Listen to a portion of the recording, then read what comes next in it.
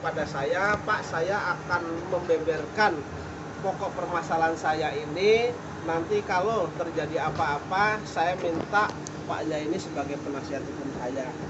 Nah, untuk lebih jelasnya, karena yang mengalami itu Bu Ana, yang merasakan itu Bu Ana, Bu Ana silahkan Bu disampaikan.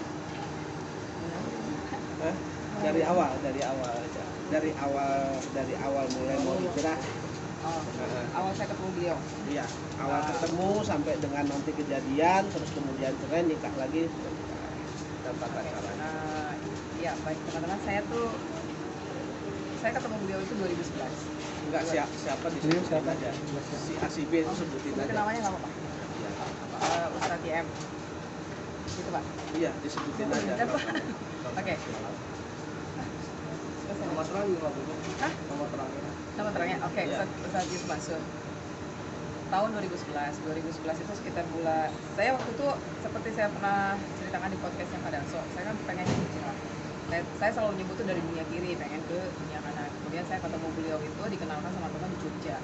Di Jogja tahun 2011, sekitar bulan Mei atau akhir Mei atau awal Juni.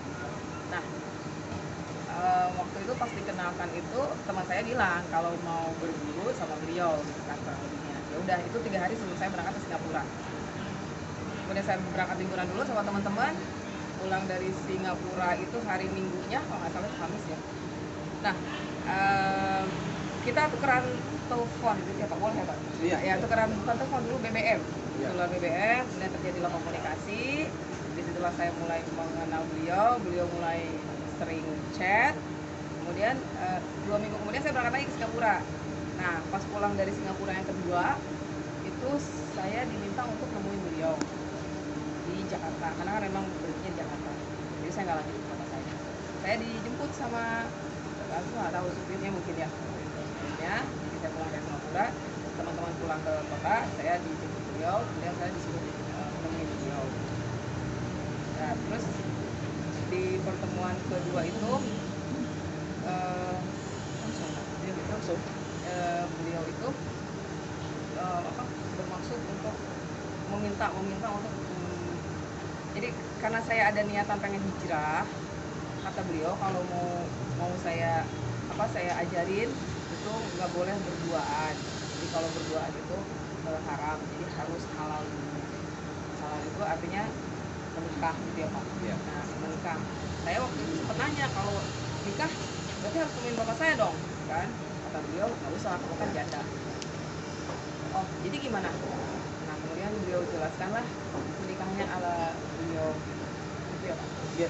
Ya, akhirnya hari itu pulang saya dari Singapura terjadilah prosesi pernikahan yang saya kan nggak ngerti ya, saya kan awam agama, orang mau hijrah nggak ngerti Islam tapi lagi pengen bener gitu loh. Jadi ya saya pikir tuh saya tahu beliau itu tokoh agama terkenal, jadi ya saya nurut aja. Jadi saya nggak tahu kalau itu benar atau salah, saya nggak ngerti.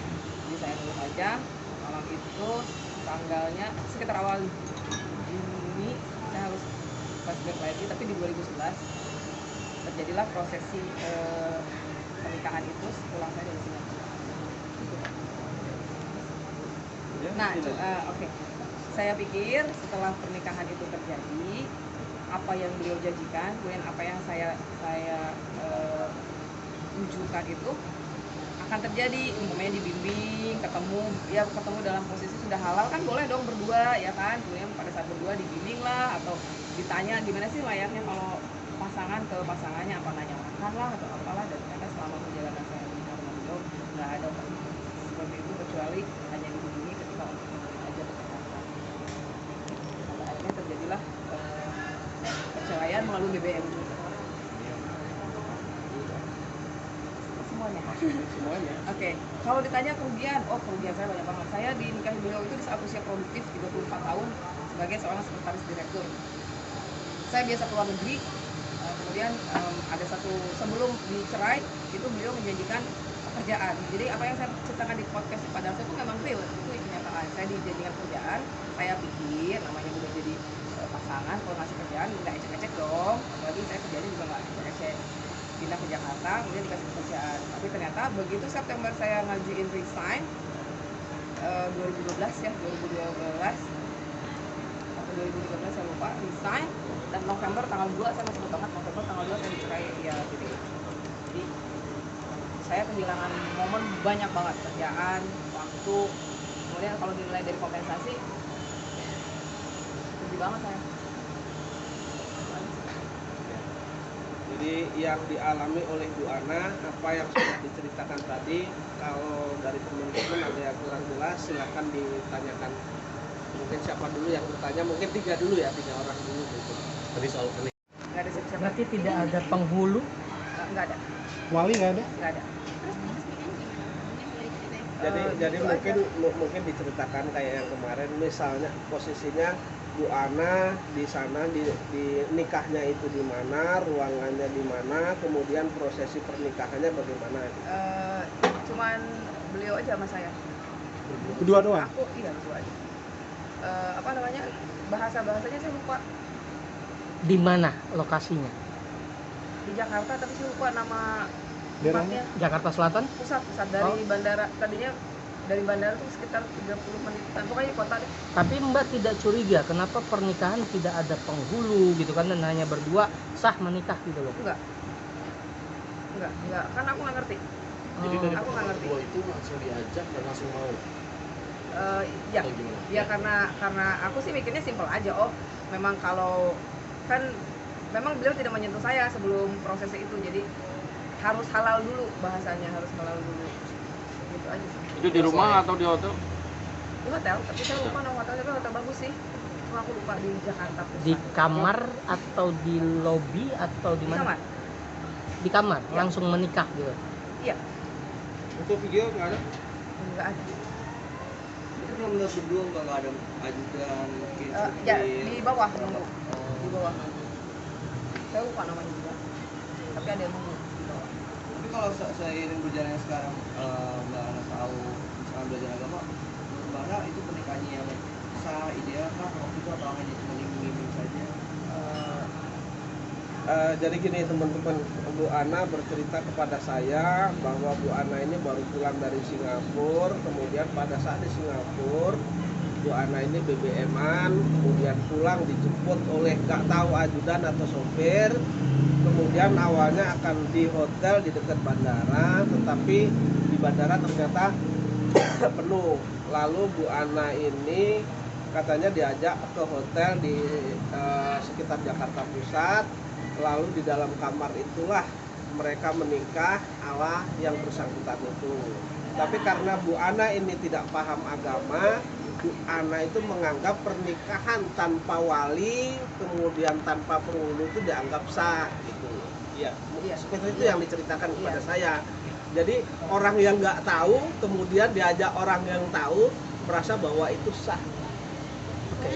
Terus kemudian Bu Ana di hadapan saya untuk menguatkan itu, tentu saya sebagai muslim percaya ketika Bu Ana ini mengucapkan sumpah di hadapan saya dan beberapa orang saksi, beliau bersumpah bahwa pernah terjadi pernikahan yang seperti itu begitu. Itu saja. Berarti tidak ada bukti konkret antara Bu Ana dengan Ustadz ini? Tidak ada. Pak, maksudnya pas hari haknya. Iya, pas pernikahan atau Saksi Saksi. atau Kalau chat banyak. Chat tapi dulu BBM ya. Masih disimpan? Adalah beberapa. Beliau chat-chatnya, chatting-chattingnya itu masih disimpan, sudah masih di screenshot. Dan saya pun sampai dengan saat ini chat-chatannya belum tahu ya. Tapi beliau sudah di depan saya, Pak, bener ini terjadi. Kemudian Bu Ana sudah menuangkan dalam bentuk tulisan bahwa beliau berani bertanggung jawab bahwa ini terjadi. Kemudian untuk meyakinkan itu juga Bu Ana berani mengangkat sumpah bahwa itu memang pernah terjadi. Terus kemudian Bu Ana ini ya sudah, karena sudah menikah, mereka mengatakan di dalam pernyataan itu pernah melakukan hubungan suami istri. lalu apa yang diinginkan oleh Bu Ana saat ini? Ada speak up ke publik. Iya. Satu sebenarnya saya tuh ketika mau ngungkapin kan lama ya saya pendam ya. Seiring berjalannya waktu banyak saya baca. Saya tuh ngerasa jadi kaum perempuan tuh aduh kok begini banget ya. Nah, saya pengen anggaplah kasus saya ini oke sudah terjadi, oke enggak apa-apa. Saya bilang korban nggak sih Pak? Iya.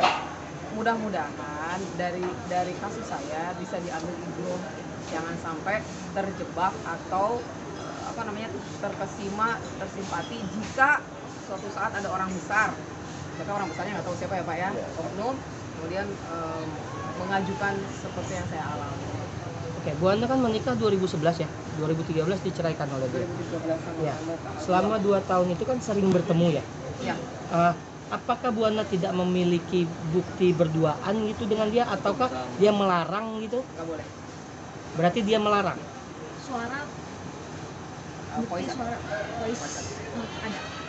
Berarti selama pertemuan itu Buana sempat merekam pembicaraan yang buat bukti atau gimana? Enggak sih, hanya voice kadang ya biasa orang gimana sih kalau pasangan chat-chatan biasa aja. Tapi selama 2 tahun itu nggak kayak Pasutri normal, maksudnya Enggak, ada sama pembicaraan sekali lain. enggak. Aku nggak pernah ditanya kapan sholat, kapan di mana. Bahkan beliau coba tanya di mana saya tinggal, apa enggak? Sama sekali saya nggak tahu, dia nggak tahu saya tinggal di mana. Jadi apa ya? Ya begitu aja, ya begitu aja. Hanya hubungan jasmani gitu, nafkah batin aja. I don't know, maybe. Ya begitulah. Jadi saya hanya dikontak kalau sudah ke Jakarta. Bang, ketika nanti Ustadz itu akan berbicara bahwa dia meminta bukti konkret dan ketika dia akan melakukan penuntutan, apakah ready Bu Ana ataupun pihak Abang? Karena plus minus ya, sebelum perkara ini dibuka sudah saya sampaikan, dan Bu Ana ketika Pak nanti yang paling terjelek adalah terjadi masalah hukum, Pak Zaini mau nggak dampingi saya gitu. Nah kalau pengacara itu kan mereka salah atau benar kan tentu mau mendampingi Pak. Ya katakanlah mereka ini bersalah, tentu salahnya di mana? Karena ini kan menuntut suatu keadilan, dan kemudian Bu Ana sendiri itu merasa berdosa baik terhadap dirinya sendiri, kemudian anak-anaknya, kemudian dia ingin mengatakan kepada perempuan-perempuan yang lain bahwa jangan sampai ada kejadian seperti yang saya alami begitu. Berarti yang Bu Ana tuntut ini secara pengadilankah atau apa gitu Bang? Hanya menyampaikan saja, Nggak ada. Ya. Saya hanya pengen mudah-mudahan nggak ada kasus lain yang tidak ada korban-korban berikutnya. yang dilakukan oleh oknum Oknum, ulama. ya. Berarti nggak ada niat menggugat di pengadilan? Nggak ada.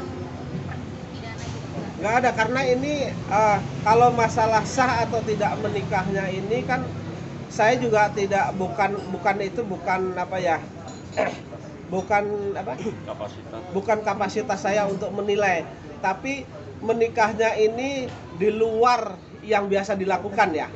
Kalau toh misalnya nikah siri tentu ada saksi, kemudian ada penghulunya. Nah, kemudian kalau nikah resmi tentu ada penghulunya, ada saksi dan dicatatkan. Ini di luar itu. Nah, nanti yang menilai itu sah atau tidak biar para ulama atau orang-orang pintar misalnya MUI dan lain sebagainya. Maaf Pak, yang belakang Pak. maaf. Kalau mau difoto disamping aja Pak. Mana? Mas mungkin ada speak up ini takut nggak sih dihujat? Resiko. Nggak apa-apa. Pokoknya segala sesuatu itu ada resiko. Jadi saya juga nggak bisa